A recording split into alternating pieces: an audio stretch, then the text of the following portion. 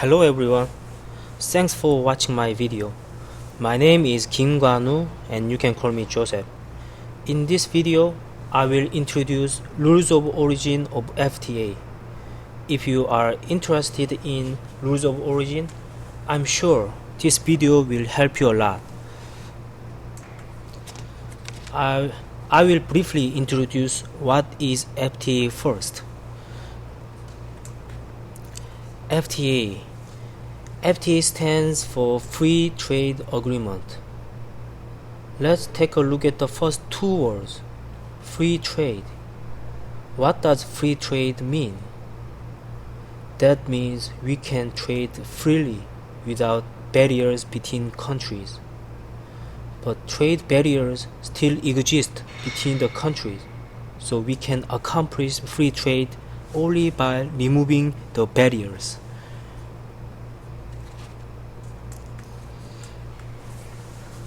There are a lot of barriers in international trade, and the most representative barrier implemented by each government are tariffs on foreign goods. You can guess what is the goal of FTA. Yes, the goal is removing tariffs. This table shows the cumulative numbers of FTA. As you can see in this table, the number of FTA has gone up drastically since the 1990s. Then we have a question: why the number has gone up since the 1990s? You can find the answer by comparing FTA with WTO DDA. FTA versus WTO DDA. DDA stands for Doha Development Agenda, and WTO member countries started it. They also have tried to remove tariffs between the member countries.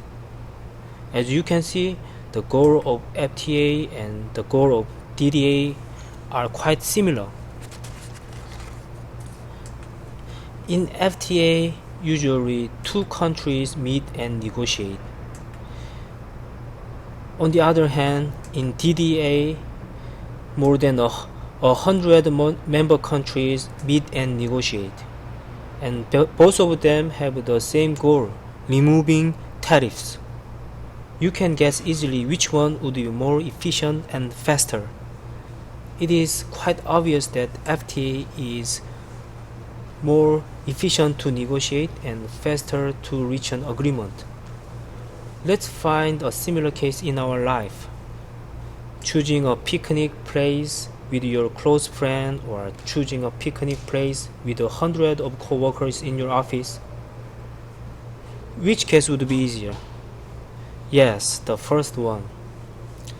Okay, we will look at the reason why each country prefers FTA to WTO DDA, and the number of FTA has been increasing.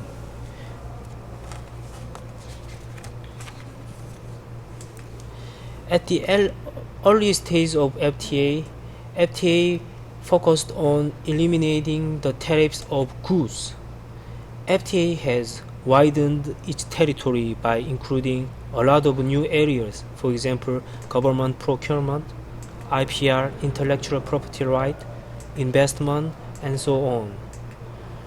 Let me clarify that my video only deals with goods, the elimination of tariffs of goods. Okay, let's talk about the FTA of goods. There are two main concepts in FTA of goods. The first thing is tariff concession, which means removing tariffs. We are very familiar with this concept because we talked about it in the previous slides, and they are directly related to prices of goods in our life. The second thing is rules of origin, and I guess few people are aware of it. They are essential requirements for tariff concession. To sum up, we can say that tariff concession is a final destination of FTA, and the rules of origin is the road to the final destination. In this video, I will help you use the road without any problem. From now on, I will talk about rules of origin. The substantial part in rules of origin is origin criteria, because we determine whether the goods is eligible for tariff concession or not by using the origin criteria. If the goods satisfy the origin criteria and eligible for tariff concession, the goods are ready to get benefits of tariff concession, and this fact should be supported by relevant documents and procedures in procedural requirements. These procedural requirements connect the origin criteria with tariff concession. Origin criteria and procedural requirements are the main two pillars of rules of origin, and their final destination is the tariff concession.